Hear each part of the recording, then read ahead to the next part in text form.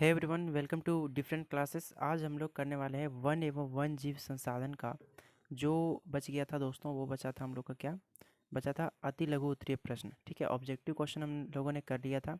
अगर आप लोगों ने नहीं किया है तो जाके कर सकते हैं, नीचे मैं डिस्क्रिप्शन में लिंक दे दूंगा, वहाँ आप जाके सारी वीडियो को देख सकते हैं। ठीक है, क्वेश्चन बैंक 2023 जो कि जैक बोर्ड ने जारी किया है, उसका हम लोग का आज अति लघु उत्तरीय प्रश्न का सभी आंसर को समझने वाले हैं और उसको करने वाले हैं। ठीक है, तो चलिए बिना लेट के वीडियो को स्टार्ट करते हैं और नीचे जाइए।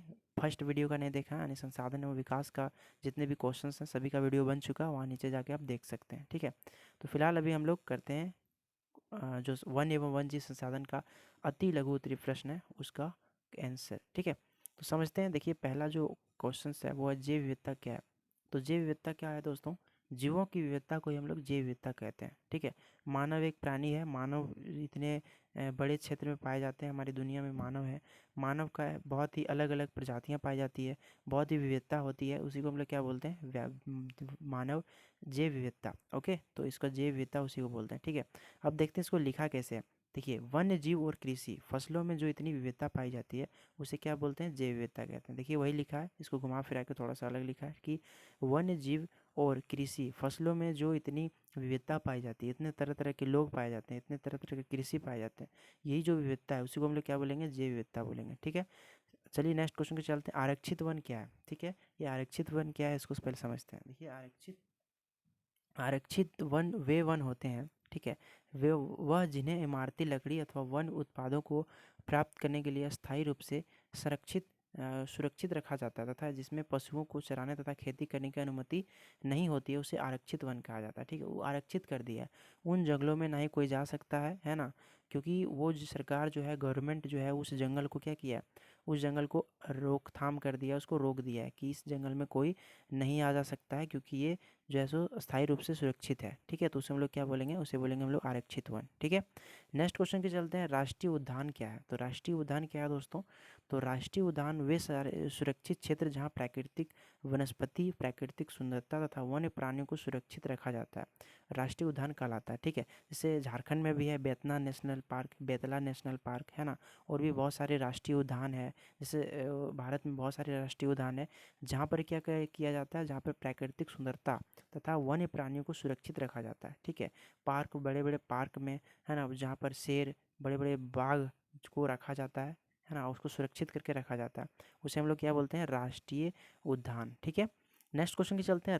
रक्षित वन क्या क्या कहलाता है? ये सब क्वेश्चन आप लोग थोड़ा सा इसको याद रखिएगा, क्योंकि ये सब क्वेश्चंस ना एग्जाम में आ सकते हैं, और इसको रट्टा करके नहीं जाइएगा, क्योंकि रट्टा मार के कोई भी एग्जाम को क्रैक नहीं कर सकते। क्रैक कर लीजिएगा बट लाइफ में क्रैक नहीं हो पाइएगा। ठीक है, इसलिए रक्षित वन क्या होता है ये हम लोग समझते हैं। देखिए, वह वन जिसमें कुछ सामान्य प्रतिबंधों के साथ पशुओं को चराने एवं खेती करने की अनुमति दी जाती है, उन्हें रक्षित वन कहलाते हैं। ठीक है, अरे हम लोग सब यहाँ पर क्या पढ़े थे? यहाँ पढ़े थे आरक्षित वन, जिसमें जो है सो किसी को भी अंदर जाने का अनुमति नहीं था। लेकिन जो रक्षित वन होते हैं उनमें कुछ व्यक्तियों को अंदर जाने की अनुमति होती है। ठीक है, यहाँ पर लिखा है कि साथ पशुओं चराने की एवं खेती करने की अनुमति दी जाती है, उन्हें रक्षित वन कहते हैं। ठीक है, नेक्स्ट क्वेश्चन को चलते हैं। नेक्स्ट है कि पौधों और जीवों की संकटग्रस्त जातियां कौन कौन सी है?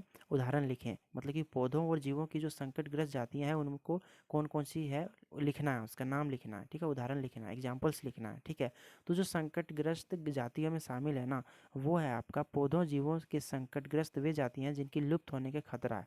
अगर इसको हम संभालेंगे नहीं, इसको अगर रखेंगे नहीं, तो ये क्या है कि संकट हो जाएगा, ये पर लुप्त हो जाएगा। ठीक है, जैसे काला हिरन, ये क्या है? संकटग्रस्त में है। मगरमच्छ, भारतीय जंगली गधा, गेंडा, एक पूंछ वाला बंदर, ये सब है कि ये है ना समाप्त होने के वाले के कगार पर है। अगर इसको हम लोग स्टॉप करके नहीं रखेंगे, अगर इसको संभाल के नहीं रखेंगे, तो आने वाले समय में ये जो है सो लुप्त हो जाएंगे। ठीक है, चलिए नेक्स्ट क्वेश्चन के चलते हैं कि पौधों और प्राणियों को सुभेद जातियाँ कौन सी है? उदाहरण सहित लिखें। पौधों और प्राणियों की सुभेद जातियाँ कौन से हैं? उदाहरण सहित लिखना है आपको। ठीक है, तो चलिए समझते हैं इसको भी। यहाँ पर लिखा है कि पौधों और प्राणियों की सुभेद जातियाँ वे हैं जिनकी संख्या कम होती जा रही है, और यदि इन्हें बचाने के प्रयत्न किया गया तो वह संकटग्रस्त श्रेणी में चल जाएंगे, है ना। यदि उन्हें बचाने का प्रयत्न किया गया तो वो संकटग्रस्त श्रेणी में चल जाएंगे, जैसे एशियाई हाथी, गंगा नदी की डॉल्फिन, नीली भेड़, ये सब क्या है? सुभेद जातियाँ हैं। ठीक है, जिसकी संख्या कम होती जा रही है। अगर इसको नहीं बचाने का प्रयास किया गया तो ये भी संकटग्रस्त श्रेणी में आ सकता है। ठीक है, चलिए नेक्स्ट क्वेश्चन की चलते हैं। देखिए क्वेश्चंस यहाँ पर जो आंसर है ना इसको थोड़ा सा एक बार पढ़ लीजिए, ठीक है, और पढ़ के जो है इसको थोड़ा सा याद रखिएगा और एग्जाम में लिखना है अपने तरीके से, जिस प्रकार मैं अभी बता रहा हूँ ना बस उसे ही लिखना है, ठीक है। चलिए नेक्स्ट क्वेश्चन की चलते हैं कि पौधे और प्राणियों की सामान्य जातियाँ कौन सी है, उदाहरण दें। पौधे और प्राणियों की सामान्य जातियाँ कौन कौन सी है वो आपको लिखना है, ठीक है। तो पौधे और प्राणियों की जो सामान्य जातियाँ हैं दोस्तों वो है आपका पौधे और जीवों की सामान्य जातियाँ भी जिसकी संख्या जीवित रहने के लिए सामान्य मानी जाती है, जिसे पशु, चीड़, साल आदि इत्यादि। ये सब क्या है, जीवित रहने के लिए क्या है, जातियाँ हैं जो सामान्य है, ठीक है। चलिए नेक्स्ट क्वेश्चन के चलते हैं कि पौधों और प्राणियों की दुर्लभ जातियाँ कौन सी है, उदाहरण दें। तो पौधे और प्राणियों की जो दुर्लभ जातियाँ हैं एक बार चलिए इसको पढ़ लेते हैं अच्छे से, इसके बाद हम लोग समझने की कोशिश करते हैं। तो देख सकते हैं लिखा है कि दुर्लभ जातियों में है जिसकी संख्या बहुत कम है, क्या चीज़, पौधों और प्राणियों, ठीक है। यदि इनको बचाने के उचित प्रबंधन ना किया गया तो इसका संकटग्रस्त श्रेणी में जाना लगभग तय है, जैसे हिमालय का भूरा वृक्ष, एशियाई जंगली भैंस और हॉर्नबिल। अगर इस सबको बचाने की कोशिश नहीं करें तो ये सब जो है सो संकटग्रस्त में आ सकता है, ठीक है। ठीक है, चलिए नेक्स्ट क्वेश्चन को चलते हैं। नेक्स्ट है कि स्थानिक जातियाँ कौन सी है, उदाहरण दें। तो स्थानिक जातियाँ दोस्तों वो होते हैं जो स्थानिक जातियाँ वे हैं जो विशेष क्षेत्र में पाए जाते हैं, जैसे निकोबारी कबूतर, अंडमानी जंगली सूअर है ना, अरुणाचल की मिथुन आदि। ये सब क्या है कि किसी खास स्थान पर पाए जाते हैं, ठीक है। इसलिए इसको क्या बोलते हैं, स्थानिक जातियाँ बोलते हैं, ठीक है। चलिए नेक्स्ट क्वेश्चन की चलते हैं। पौधों और प्राणियों की लुप्त जातियाँ कौन सी है। तो जो पौधों और प्राणियों की जो लुप्त जातियाँ हैं दोस्तों वो उसका एग्जाम्पल्स देखना है। तो पौधों और प्राणियों की लुप्त जातियाँ वे हैं जो इनके इनके रहने के स्थानों से विलुप्त हो गई है, ठीक है, जैसे एशियाई चीता, गुलाबी सिर वाली बतख इत्यादि। ये सब क्या है ना कि विलुप्त हो चुका है, ठीक है, ये सब विलुप्त हो चुका है, ठीक है। तो ये सब आपका क्या है, ये सब आपका पौधों और प्राणियों की लुप्त जातियों में शामिल है, ठीक है। ये सब चीज़ें हैं। देखिए इसको अगर आप एक बार पढ़ लेते हैं ना सारे क्वेश्चंस बैंक को, एक एक तरह से क्वेश्चंस को सिर्फ आप पढ़ के लेते हो ना तो आप जो है सो उसको याद कर लोगे और याद आपको आ ही जाएगा। जब एग्जाम में मान लीजिए क्वेश्चन पूछ देगा और ये आप पढ़े होंगे तो कुछ ना कुछ ज़रूर लिख दीजिएगा, ठीक है। तो ऐसे ही इसको पढ़ना है। चलिए नेक्स्ट क्वेश्चन की चलते हैं। एशियाई सिंह का प्राकृतिक आवास कहाँ है या किस राज्य में स्थित है। पूछ रहा है कि जो एशियाई सिंह का प्राकृतिक आवास है वो कहाँ है और किस राज्य में स्थित है, ठीक है। तो ये आपका दोस्तों एशियाई सिंह की प्राकृतिक आवास जो है वो गिर राष्ट्रीय उद्यान है और यह गुजरात राज्य और सौराष्ट्र संभाग में है। एशियाई सिंह का प्राकृतिक आवास कहाँ है, वो गिर राष्ट्रीय उद्यान है और यह गुजरात राज्य के सौराष्ट्र संभाग में स्थित है, ठीक है। चलिए नेक्स्ट क्वेश्चन की चलते हैं। ये जो पीडीएफ है ये देखिए यहाँ पर लिखा हुआ है JCRT रांची, तो ये वीडियो का क्रेडिट भी मैं उसको देना चाहता हूँ, ठीक है। चलिए नेक्स्ट क्वेश्चन पे चलते हैं। नेक्स्ट है कि एक सींग वाला गेंडा भारत में कहाँ मिलता है। तो एक सींग वाला जो गेंडा है वो भारत में कहाँ मिलता है, असम तथा पश्चिम बंगाल के उष्ण व आर्द्र दलदली क्षेत्रों में, ठीक है।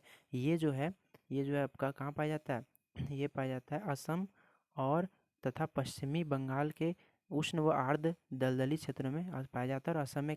और नेक्स्ट है इसके लिए कैसी भूमि व जलवायु अनुकूल है। तो इसके लिए कैसी जलवायु अनुकूल है, तो असम में काजीरंगा राष्ट्रीय उद्यान एक सींग वाले गेंडा का प्राकृतिक आवास है, ठीक है। तो ऐसा ही क्वेश्चन है, बहुत ही आसान है और इसको आप अच्छे तरीके से अगर अपने तरीके से लिखोगे तो आपको आंसर मिल जाएगा, ठीक है, क्योंकि वहाँ एग्जाम में भी लिखा रहता है परीक्षार्थी यथासंभव अपने शब्दों में ही उत्तर दें, ठीक है।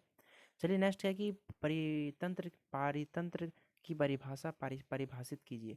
अब ये पारितंत्र क्या होता है इसको हम लोग लिखना है, ठीक है। देखिए पारितंत्र का अर्थ है उस स्थान के भौतिक वातावरण से है जो उस क्षेत्र के सभी प्रकार के पौधों, पक्षियों, जानवरों से बनता है। देखिए पारितंत्र क्या होता है ना कि ये वातावरण के जैसा होता है, ठीक है। जो वैसे स्थान जहाँ पर पौधे, पक्षियों, जानवरों है ना, मानवों, मनुष्य सभी मिलकर एक पारितंत्र का निर्माण करते हैं, ठीक है। तो उसे हम लोग पारितंत्र बोलेंगे। चलिए नेक्स्ट क्वेश्चन की चलते हैं। नेक्स्ट है कि भारत में पौधों और जंतुओं के वितरण के लिए कौन सी कारक उत्तरदायी है। तो भारत में पौधों और जंतुओं के वितरण के लिए कौन से कारक उत्तरदायी है दोस्तों, तो वह पौधों और जानवरों का वितरण मुख्य रूप से क्षेत्र की जलवायु से निर्धारित होता है। इस वितरण के निर्धारण कारक मिट्टी राहत और जल निकासी आदि शामिल है, ठीक है। तो इस प्रकार के जो मिट्टी है वो पौधों और जंतुओं के वितरण के लिए कौन जो है सो कारक उत्तरदायी है, ठीक है। तो इस प्रकार आप थोड़े थोड़े पढ़ के आप जो है अपने एग्जाम में अच्छे परफॉर्मेंस कर सकते हो, ठीक है। तो इस प्रकार से ये वीडियो था और मैं आज थोड़ा सा इसको थोड़ा स्पीड्स में मैं अब समझाने की कोशिश किया हूँ, क्योंकि जो है सो कुछ इसमें प्रॉब्लम्स है, इसीलिए मैं थोड़ा सा आप लोग को जो है इस पे थोड़ा टाइम कम लिया हूँ इस वीडियो में, तो उसके लिए माफ़ी चाहता हूँ। तो वीडियो पे नए हैं, चैनल को सब्सक्राइब करके रखिएगा ताकि और भी लाऊं। जैसे अभी अगला वीडियो में लोग पढ़ेंगे लघु उत्तरीय प्रश्न के बारे में, इसके बाद पढ़ेंगे दीर्घ उत्तरीय प्रश्न, ठीक है। तो ऐसे ही सभी वीडियो आते रहेगा, ठीक है। तो चैनल से जुड़े रहें, ऐसे ही हम प्यार और सपोर्ट करते रहें। तो चलिए मिलते हैं फिर अगले वीडियो में। तब तक रखिए अपना ख्याल, हंसते रहिए, मुस्कुराते रहिए एंड पढ़ते रहिए। जय हिंद, जय झारखंड।